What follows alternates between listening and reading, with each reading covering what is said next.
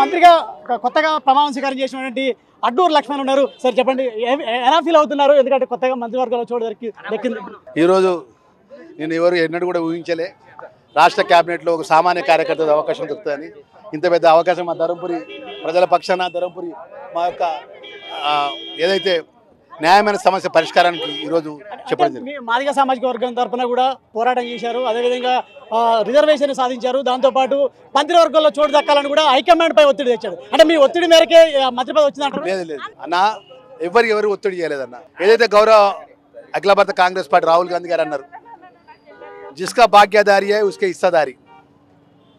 ఎంతైతే ఎవరికైతే జనాభా ఉన్నదో జనాభా వరకు హక్కు కావాలని, ఆ హక్కు వారి యొక్క అమలు చేసే విధంగా ఒక దళిత సామాజిక వర్గం నుండి మాదిగ 32 లక్షల మంది కుటుంబ బాంధవులు, మాదిగ కుల బాంధవుల పక్షాన ఆరుగురం కాంగ్రెస్ పార్టీ శాసనసభ్యులందరం మా మనవి, మా విన్నపం 32 లక్షల యొక్క 30 సంవత్సరాల వర్గీకరణ యొక్క చట్టాన్ని ఇలా గౌరవ ముఖ్యమంత్రి గారు మంత్రివర్గంలో అమలు చేశారు. అంటే ఏ పోర్టుపల్లి రాబోతుంది, ఏ ప్రోటోకాల్ అయినా కష్టపడి పనిచేస్తా. రైట్. తనకు అవకాశం ఇచ్చినటువంటి సోనియా గాంధీ, రాహుల్ గాంధీ, అదేవిధంగా మల్లికార్జున ఖర్గేకు ప్రత్యేకంగా ధన్యవాదాలు తెలిపారు. దీంతో పాటు తనకు ఏ పోర్టుపోలియోలో అంటే మంత్రివర్గంలో ఏ పోర్టుపోలియో ఇచ్చినా ఖచ్చితంగా 6 నిమిషాలు కష్టపడి పనిచేస్తా.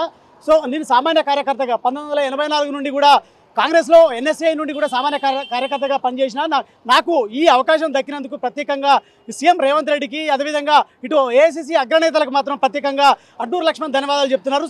మరి చూడాలి అడ్డూరు లక్ష్మణ్కి ఏ పోర్టుపోలియో వస్తుంది సాయంత్రం వరకు అనేది మాత్రం తెలుస్తుంది. కెమెరామెన్ రమేష్తో శ్రీనివాస్, మెగా టీవీ, హైదరాబాద్.